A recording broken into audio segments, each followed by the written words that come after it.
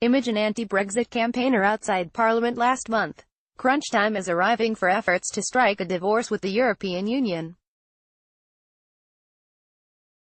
CreditCreditDaniel Leal-Olivas, Agence France-Presse, Getty ImagesBritain is scheduled to leave the European Union on March 29. If it is to avoid a chaotic withdrawal, one that could leave ports blocked and food and drugs running short, it needs an agreement spelling out divorce terms from the European Union. Once that critical document has been finalized, it must be approved by the European Parliament and by British lawmakers in a climactic vote. So time is running out. For months, negotiations were deadlocked in Brussels while Prime Minister Theresa May's divided Conservative Party was in turmoil, a reality underscored on Friday by the surprise resignation of Jo Johnson, a transport minister, over withdrawal from the bloc, known as Brexit. So far Mrs. May has survived, inching her way toward an agreement, and she hopes for a breakthrough in the coming days. But the parties are not there yet, and Britain's domestic politics are combustible. Here is the state of play.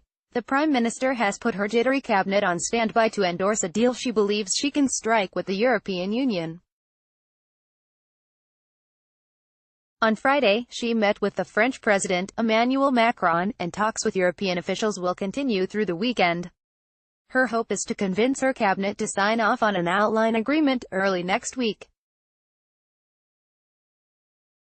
It would then be blessed by European leaders at a special meeting at the end of the month. But crucial details remain to be resolved, and Mrs. May is performing a balancing act, trying to strike a deal with Brussels without prompting more resignations from her government.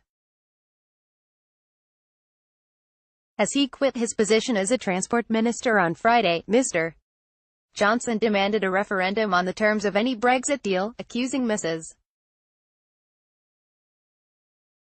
May of presenting Britons with a choice between vassalage and chaos, and of a failure of British statecraft on a scale unseen since the Suez Crisis. Mr.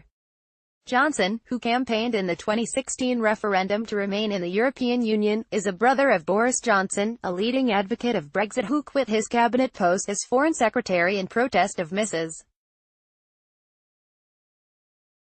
May's strategy for withdrawal. Image the River Foyle near Londonderry. On the left is the Republic of Ireland, on the right Northern Ireland. Credit Andrew Testa for the New York Times. There are several, but one stands out, the Irish border. Everyone agrees that, when Brexit happens, there should be no physical border between Northern Ireland, which is part of the United Kingdom, and Ireland, which will remain in the European Union.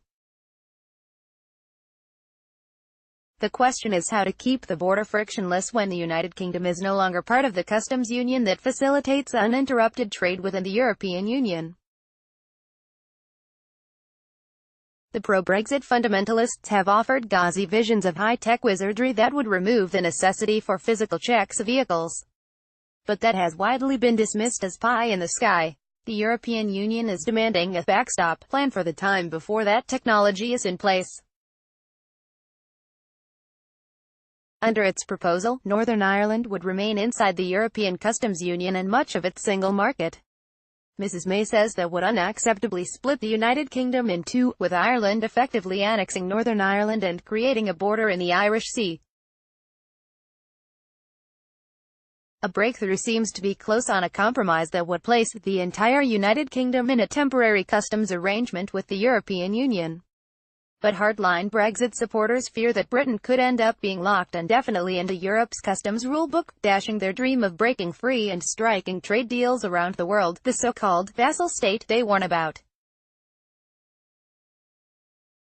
So their acquiescence could depend on the fine print, such as how the backstop would end. Most opposition Labour lawmakers are likely to vote against the emerging deal, if it comes together.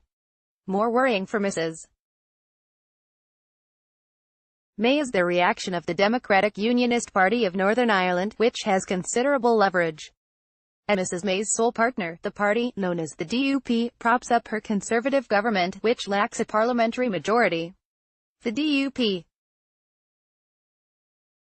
dislikes anything that puts Northern Ireland in a different category from the rest of the United Kingdom, as any backstop plan would do, at least to a limited extent.